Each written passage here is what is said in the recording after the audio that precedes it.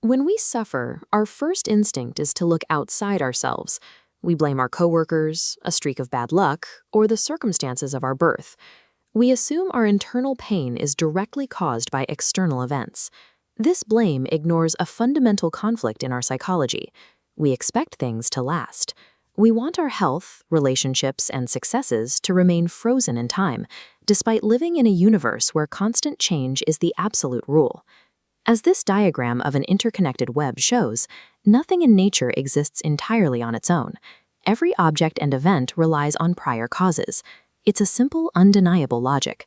Because this is, that is. If this ceases, that ceases. The Pali texts define avidya as a fundamental blindness to this web of interdependence. It is the specific failure to see that all things, including ourselves, are in a state of constant flux. Looking at this ancient visual map, the Wheel of Life, we can see the exact result of that blindness. It triggers a highly specific 12-step mechanical sequence, a chain reaction of cause and effect, driving an endless loop of birth, suffering, and death. The first link in this 12-step chain starts deep in the mind.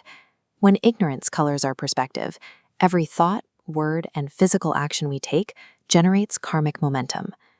These accumulated mental imprints are called sankhara, or mental formations. As we map this process out, ignorance draws formations, which in turn push into the third stage, consciousness, or vijnana. These mental formations carry so much accumulated energy that they spark a completely new baseline of awareness. Think of this new consciousness as a deeply planted seed. The stored energy of our past actions violently forces a new shoot to break through the soil, initiating a new cycle of existence. Your very awareness of this present moment is the result of prior actions, carrying the momentum of everything that came before it. Once that spark of consciousness is present, it immediately generates nama rupa, the combination of the physical body and the cognitive mind. The Buddha explained this relationship using the image of two bundles of reeds. They can only stand upright by leaning their weight against each other. If you remove the mind, the body fails. If you remove the physical form, the mind has no anchor. They arise together, completely interdependent. From this biological base, the human machine develops its receivers, the 6 sensory bases. That's the eyes, the ears, the nose, the tongue, the body, and the mind itself, all tuned to take in data.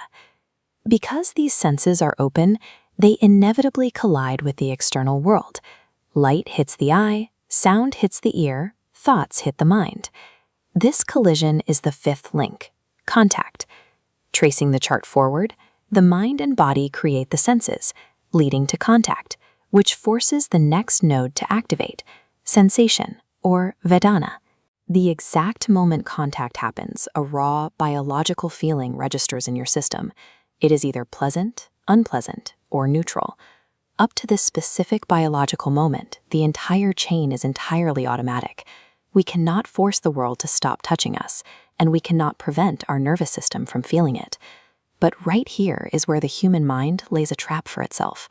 A sensation occurs, and instead of just observing it, we demand that a pleasant feeling must stay forever, or an unpleasant one must disappear instantly. This reactionary demand is tanya, or craving. Left unchecked, craving intensifies into upadana, or clinging. It is an obsessive psychological grip. We latch onto people, status, and material objects, trying to lock down things that are naturally designed to pass away. This extreme clinging solidifies into deep mental habits and karmic momentum. These patterns become so deeply ingrained that they act like words carved permanently into solid rock. This stage is becoming, where the mind's habits create the necessity for a specific state of being. This solidified momentum acts as a force that pulls awareness toward a new physical form. Just as a heavy stone falls toward the earth, the weight of these habitual attachments results in jati, a new birth into the material world. Once that birth occurs, the final link is inevitable. Anything that takes a physical form must eventually face aging, lamentation, and death. As this complete circuit shows, death connects right back to ignorance, locking the mind into an endlessly spinning loop. The massive weight of human anxiety, grief, and physical decline is the mechanical output of unchecked craving. If this 12-step cycle operates like a law of nature, how can any human being possibly escape it? The system has a vulnerability. Hack one specific connection, the millisecond between sensation and craving. We break this bridge using panya, or wisdom. If you observe a sensation objectively, realizing it is impermanent, you strip away ignorance. The craving is never triggered. This creates a reverse domino effect. Without craving, clinging starves.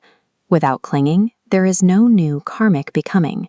The old momentum burns itself out, and the cycle of rebirth and death is halted.